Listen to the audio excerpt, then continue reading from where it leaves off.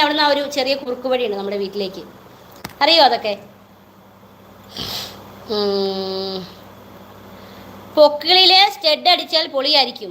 മുലക്കണ്ണിലും സ്റ്റെഡ് അടിക്കണം. മുലക്കണ്ണിൽ സ്റ്റെഡ് അടിച്ചാൽ പൊളിയായിരിക്കുന്നത്, പക്ഷെ അത് കാണിച്ച് നടക്കണ്ടേ. പിന്നെ മുലക്കണ്ണിലൊക്കെ നമ്മൾ സ്റ്റെഡ് അടിച്ചു കഴിഞ്ഞാൽ പിന്നെ നമ്മളത് കാണിച്ച് നടക്കണം. പൊക്കിള് പിന്നെ ഓക്കെ, എപ്പോഴല്ലേ ജസ്റ്റ് കാണുന്നു. ഈ മുലക്കണ്ണിൽ അടിച്ചിട്ട് എന്താ കാര്യം? നിന്റെ അമ്മയൊക്കെ അടിച്ചിട്ടുണ്ടോ? അത് ഭാര്യയാണോ അടിച്ചേക്കുന്നത്? അവരോട് എനിക്ക് അവരുടെ നമ്പർ തരുമോ? ഞാൻ ഒന്ന് ചോദിച്ചു നോക്കട്ടെ എങ്ങനെയാണ് എക്സ്പീരിയൻസ് എന്ന്. മുലക്കണ്ണിൽ അടിച്ചിട്ട് സ്റ്റെഡ് അടിച്ചിട്ട് എങ്ങനെയാണ് എക്സ്പീരിയൻസ് ഞാൻ ഒന്ന് ചോദിച്ചു നോക്കട്ടെ.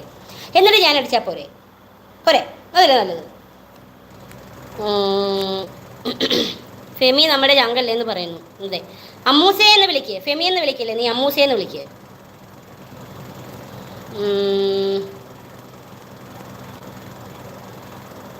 നല്ല മറുപടി ചേച്ചി കലക്കി. അല്ല, ഞാൻ പറഞ്ഞ സീരിയസ് അല്ലേ?